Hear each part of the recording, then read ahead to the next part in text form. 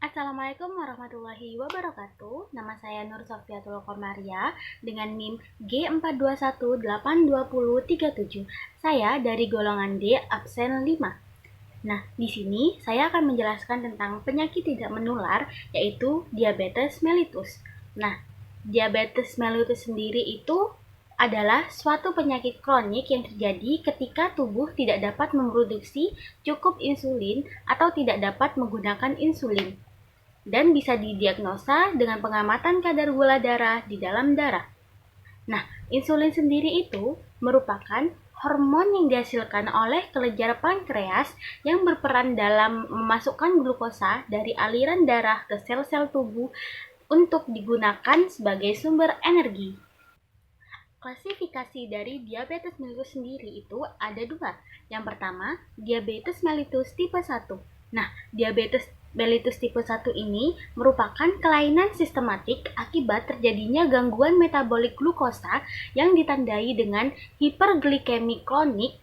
Nah, keadaan ini disebabkan oleh kerusakan sel beta pankreas baik oleh proses autoimun maupun idiopatik.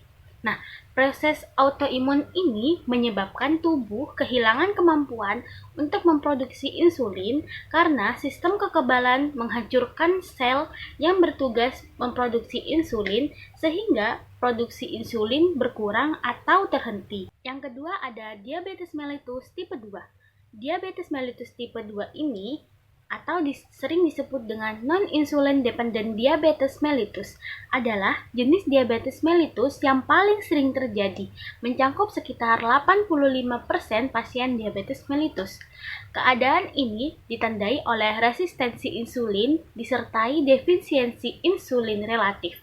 Nah, diabetes mellitus tipe ini lebih sering terjadi pada usia di atas 40 tahun, tetapi dapat pula terjadi pada orang dewasa muda ataupun anak-anak.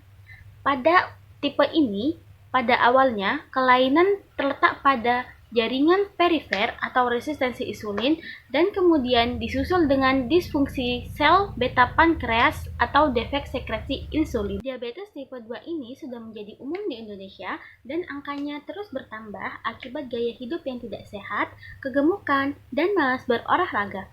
Diabetes mellitus tipe 2 ini bisa menimbulkan komplikasi. Nah, komplikasinya itu bisa merajalela ke seluruh bagian tubuh, seperti rambut rontok, telinga berdenging, tuli, katarak, glukoma, jantung koroner, gagal ginjal, dan yang lainnya. Selanjutnya ada karakteristik diabetes mellitus. Nah, diabetes mellitus sering muncul dan berlangsung tanpa timbulnya tanda dan gejala klinis yang mencurigakan. Bahkan, kebanyakan orang tidak merasakan adanya gejala. Akibatnya, penderita baru mengetahui menderita diabetes mellitus setelah timbulnya komplikasi. Nah, 3 serangkai yang klasik tentang gejala diabetes mellitus adalah sering kencing, sering merasa kehausan, dan sering merasa lapar.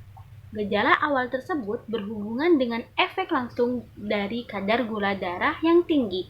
Jika kadar gula darah lebih tinggi dari normal, ginjal akan membuang air tambahan untuk mengencerkan sejumlah besar glukosa yang hilang. Karena ginjal menghasilkan air kemih dengan jumlah yang berlebihan, penderita sering berkemih dalam jumlah yang banyak.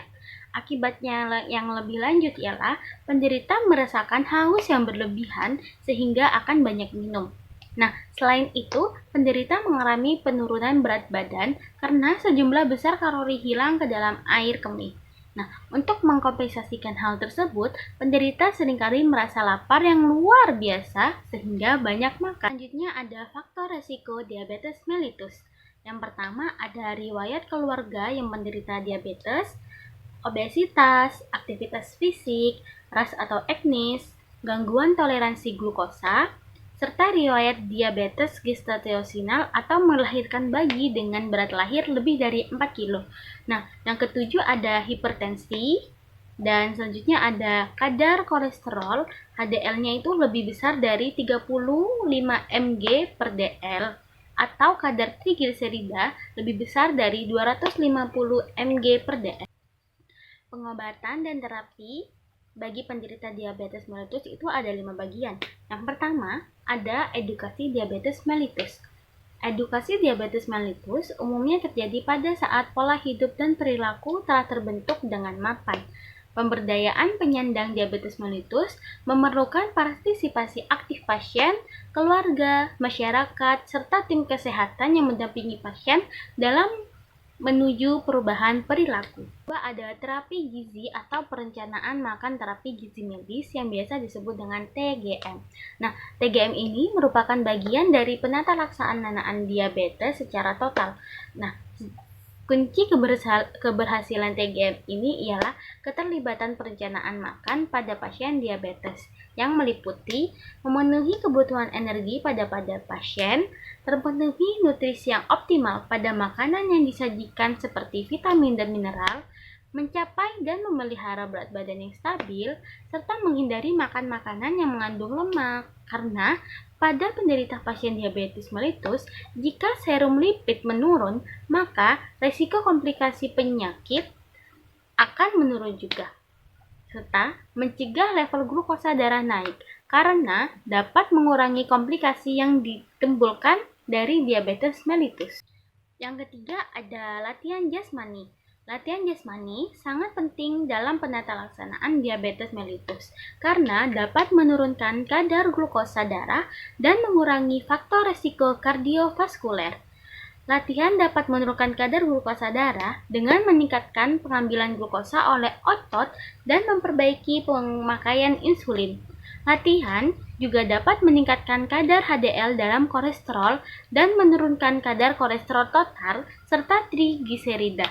Kegiatan sehari-hari dan latihan jasmani secara teratur 3-4 kali seminggu selama kurang dari 30 menit merupakan satu pilar dalam pengelolaan diabetes mellitus.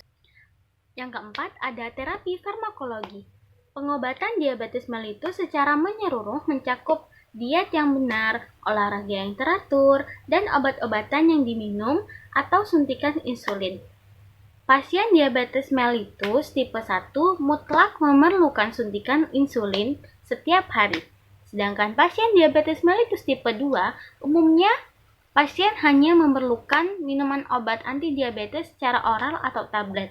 Nah, pasien diabetes sendiri memerlukan suntikan insulin pada kondisi tertentu atau bahkan kombinasi antara insulin dan tablet. Dan yang terakhir ada monitoring gula darah.